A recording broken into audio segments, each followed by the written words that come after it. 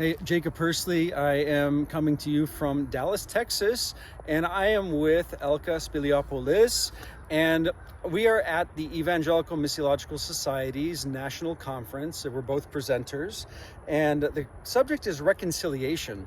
And I just sat through Elke's presentation, and I am going to ask her a few questions because this is so interesting, having to do again with genocide, but specifically this one was against the Aramean or Syriac peoples.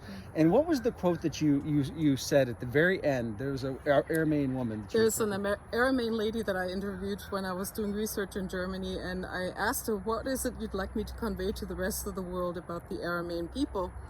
And she said, tell them the Aramean people live. Wow.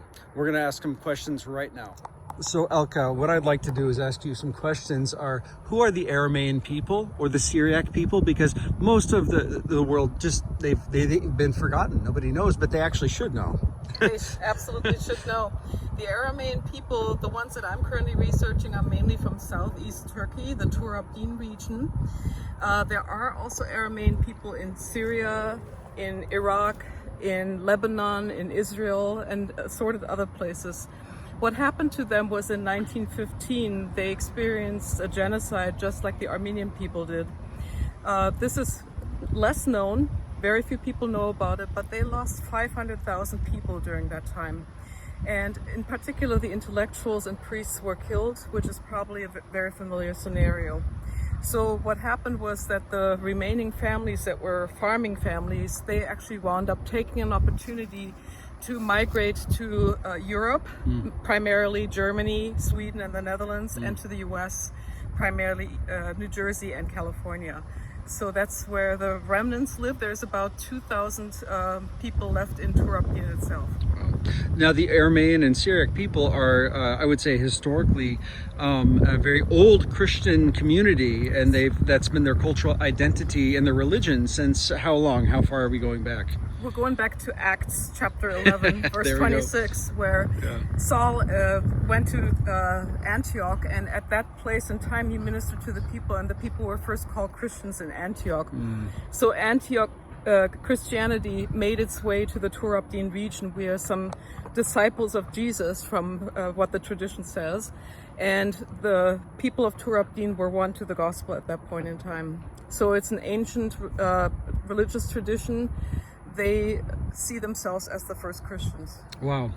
You know, it's amazing, you know, in my Armenian community, in the Greek community, you know, a lot of people will know an Armenian, they might know a Greek, they might know, but really the Arameans, the Syriacs, and that's other synonymous terms we can use, are really not known, but they should be, because for Protestant Christians or evangelicals, which is my tradition, probably your tradition, this is important because they were from the first, they came from Paul, right? Right, exactly. And they were persecuted just like the Armenians were and the Greeks, and we really need to encourage our brothers and sisters and know them and interact with them in whatever communities they are. Do you have any recommendations for the Western Christians on how we can develop better relationships, communication, and so forth? Yeah, absolutely. I mean, one of the things to recognize is that unless you yourself have an interest in learning about another community, that won't happen. So the first recommendation would be is to actually research that. Google is great. You can start by just researching the genocide that happened. Look up what does a Syriac Orthodox person believe. They speak an ancient Aramaic version, which is called Syriac. That's their liturgical language. And then they also have a more spoken from the villages Aramaic that's called Toroyo. So those languages are actually in danger of dying out. So the communities are a bit insular, where they have landed around the world in their diaspora communities.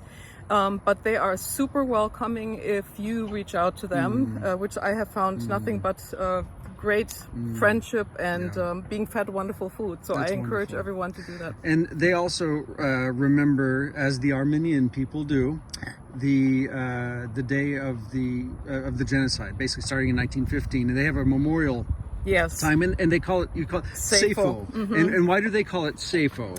It's called Sayfo after the Turkish word for sword, is my understanding. I don't speak Turkish. Okay. But that is, yes, that is commemorated every year in the summertime, 15th of July.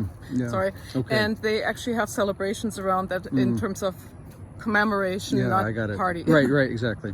And can you say one more thing? The listeners, I recommend that Elke is working on her PhD dissertation on these subjects, from what I understand. And is there, I guess, whenever that will be, do you know when this could be done? I'm just curious. Well, the finished product will be there in 2024, but Wonderful. I do have a Substack that actually starts talking about my initial work, so Okay. maybe we can share that as part of this. Absolutely, yeah. So any links or any things that Elke would like to share with people that would like to know about the Syriac Church, the Aramean Church, the genocide that was committed against them, we will try to find information and put links. Thank you, Elke. You're very so welcome. nice to meet you here at this conference. Nice to meet All you. right, God bless.